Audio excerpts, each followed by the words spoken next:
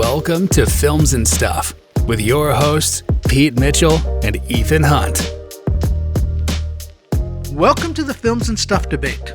The idea is super simple. Ethan and I pose a simple statement or topic about which we feel needs a short, semi-nuanced discussion. Then Pete and I will randomly assign ourselves either the pro or anti side of the statement. We then each get up to 4 minutes of uninterrupted time to argue our points. After their opening round, Ethan and I get a 3-minute rebuttal each, which is followed by a 1-minute closing statement. And then it's up to you, the listener, to decide who is the rightful winner. Vote for us on Twitter, leave a comment on our YouTube channel, and let us know who you think won. And now, on to our debate. Bring it on. Pete, how are you today? I'm well, how are you? I'm great. You know, we've got something very special to talk about today because it's our first debate club. That's right. This is our very, very first ever debate between you and me. Mano y mano, gloves off, last man standing in the cage. That's right. Let's winner without takes all. further ado, winner takes all as voted by the listeners. So without further ado, what's our topic today? Today, the statement of debate is justice for Jerry. Jerry West is the victim in Winning Time. So let me take 30 seconds and put the background to this. You and I have been avidly watching Winning Time, the show about the Los Angeles Lakers in the early 1980s that's on HBO Max. And some of our episodes even discussed whether or not, these folks were portrayed in a good way. And we were ahead of our time because then suddenly it seemed like there was just a barrage of bad publicity coming out where Jerry West, Kareem Abdul-Jabbar, Michael Cooper, and even Magic Johnson started to say they were not happy with how they were portrayed or other people in the show were portrayed. And now it's turned into, can we say a brouhaha? I think that's the legal term. It's a brouhaha. And now here we are where there's potentially some defamation lawsuits. Jerry West has said he'll take this to the Supreme Court, to which I think the Supreme Court just yawned and said, what's HBO Max? To which the Supreme Court said, Jerry who? Jerry who? So let's assign sides. Which side are you taking today? I am for the statement. Jerry West is a victim. So you're pro Jerry West. I am anti Jerry West, only for the purposes of this debate. And for the purposes of the topic. And for purposes of the topic. Not that we hate Jerry West. We love the guy. We do not. We love him. I'm going to be defending the show, the showrunners, and the depiction. Good luck. Would you like to make your opening statement? You're the prosecutor. I'm the defense. So would you like to make your opening statement, Mr. Prosecutor? Prosecutor Pete. Prosecutor Pete. All right. Let me get the clock started. So we've got 4 minutes each. Ding, ding. Ladies and gentlemen of the jury, let me just say that Jerry West hasn't played basketball or hasn't been closely associated with the Lakers as a coach since 1979 and as an executive since 2000.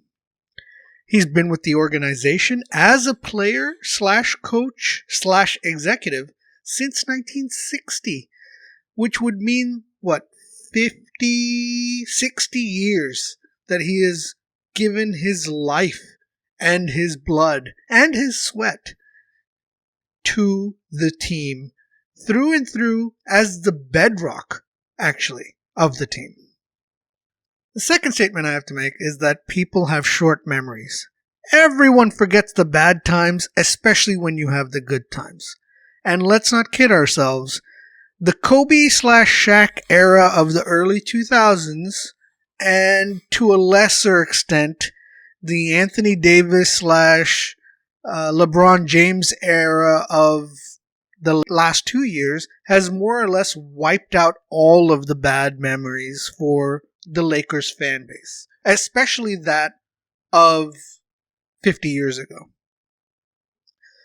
So the first 2 points I've made sets up the perfect environment for HBO, an entertainment behemoth, lest you forget, to cast anyone as a villain and get away with it.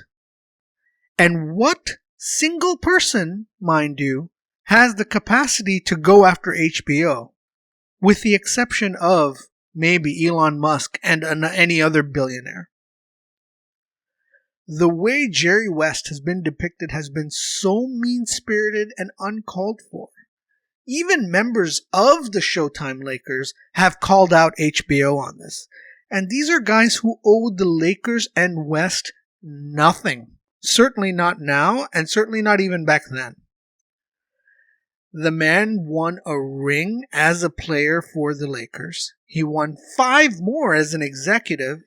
And maybe most importantly, he set up the Kobe and Shaq era of the early 2000s before departing the organization. What more can you expect this man to do? I think HBO has purposefully vilified Jerry West because out of everyone on that Showtime's era team, there was no one that could really fit the role of an antagonist. And that's why I think they picked who they perceived to be the weakest link in the chain, Jerry West. The man who wasn't able to get through the 5 championships that he could have pulled through as a player. The man who wasn't able to pull through a couple of championships as a coach. What better person to vilify and to make the bad guy inside the organization than my man, Jerry West? I thank you for your time, and I rest my case. Well, thank you, Pete. I'm happy that you rested your case. And I have to say, that was a very eloquent opening statement. Ladies and gentlemen of the jury, I represent the defendant in this case, HBO Max, and their showrunner and writers and producers.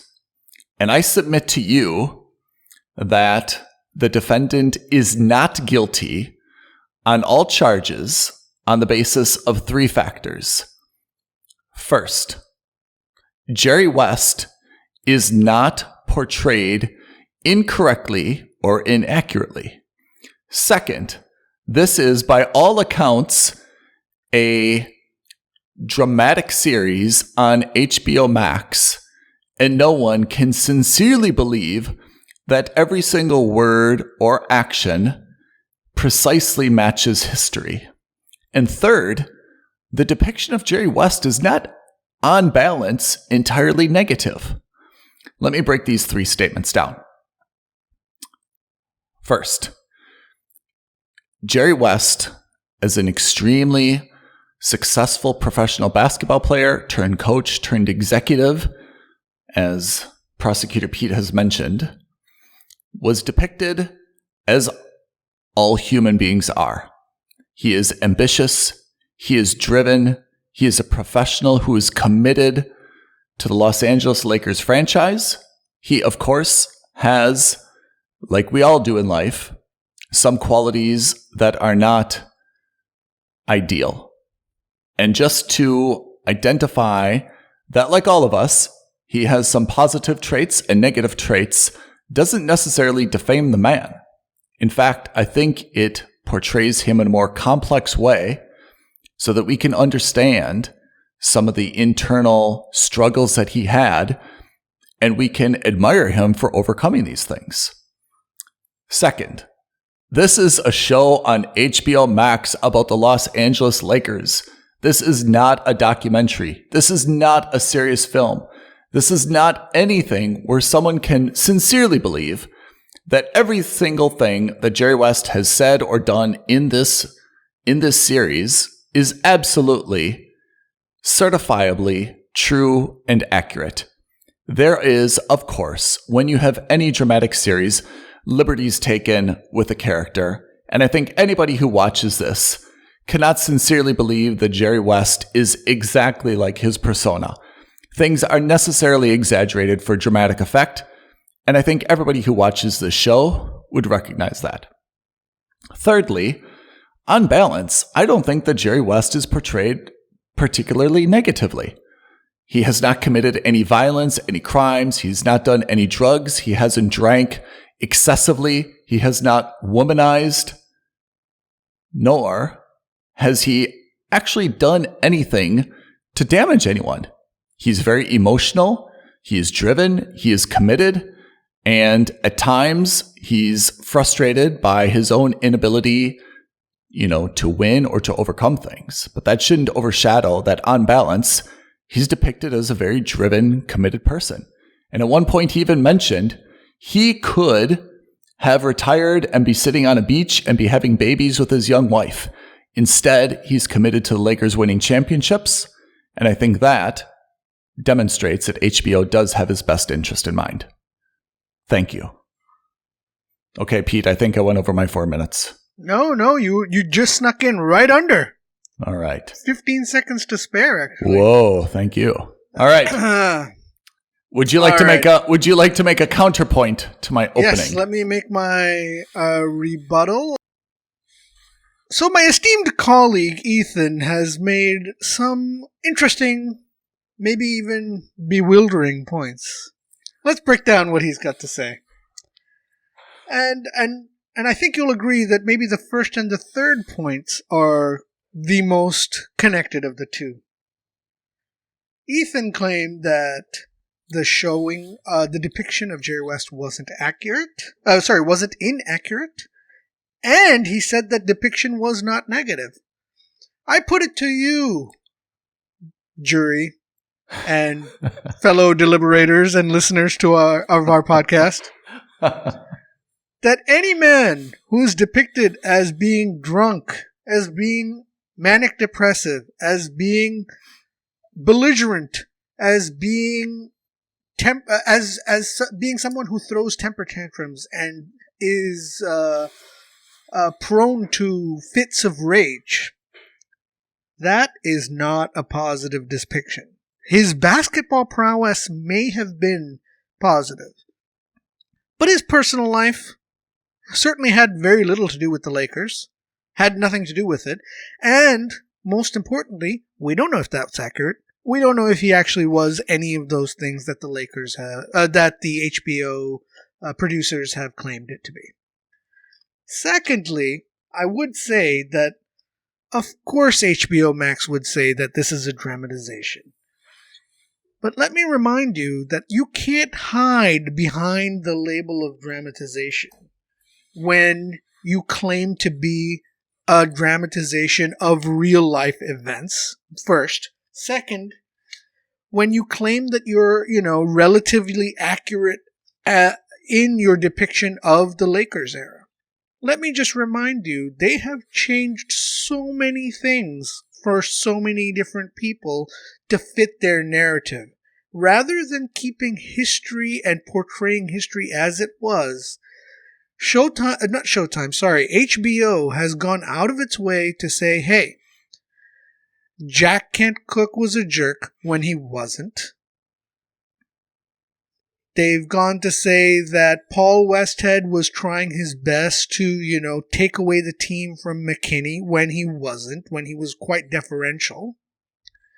And they've gone on to say that, they won games and they lost games that they actually didn't win or lose. They've gone so far as to say, hey, this is a sports biopic, but we're going to fudge the numbers on the actual games. Can anyone trust HBO to do the right thing if this is how they're presenting the story? I don't think so. Thank you, Pete. I appreciate your rebuttal and your counter-argument, but I think you are confused because your argument that this show has so many significant discrepancies and inaccuracies, I believe, is supporting my argument that no one can justifiably take what is on this television show seriously. And I'd also like to point out that Jerry West has in effect harmed himself through what is known as the Streisand effect, which you may know from Barbra Streisand a long time ago. I dare not guess what year. Apparently, there was some type of ecological department in California that took a photo of her oceanside residence to show the impact of soil erosion. Unbeknownst to them, it included a photo of her mansion. Therefore, everyone was able to see her mansion. This was before the internet, and had she not written cease and desist letters and sued this department for showing her the unauthorized use of her mansion, no one actually would have gone and had the curiosity to go see her mansion. And Jerry West is doing something very similar here. No one actually believes that he was really depicted in such a negative way. Yes, he was temperamental. Yes, he had a tantrum. Yes, he had some profane language. On balance, it didn't take away from the fact that he was, by all accounts, credited with single-handedly winning a championship for the Lakers, being an extraordinarily driven person, a successful head coach, someone who was resoundingly committed to the Los Angeles Lakers franchise. Had he not become a little bit sensitive about how he was depicted, which kind of supports the tantrums that he's had in the show, no one would be giving a second thought to a coach who was aggressive or who had a temper. Successful coaches have tempers. But the fact that he had a temper tantrum over being depicted as having a temper tantrum essentially supports the fact that it may not be untrue how he's shown in the show. In any case, I would just like to leave you with this. On balance, he is not shown as a bad person or who's done anything illegal or immoral. He has personal foibles just like all of us, whether it's a temper, whether it's an emotional outburst, or whether it's periods of self-doubt. But all of those are overcome by his commitment to the Lakers, his championship, and a Hall of Fame worthy career. Please find my defendant, HBO Max, not guilty of all charges brought by Prosecutor Pete. Malicious Prosecutor Pete. I rest my case. Ladies and gentlemen of the jury, for my closing argument, I'd just like to say how typical it would be. How typical is this that the defendant, Ethan, of HBO Max, is of course resorting to victim blaming and victim shaming.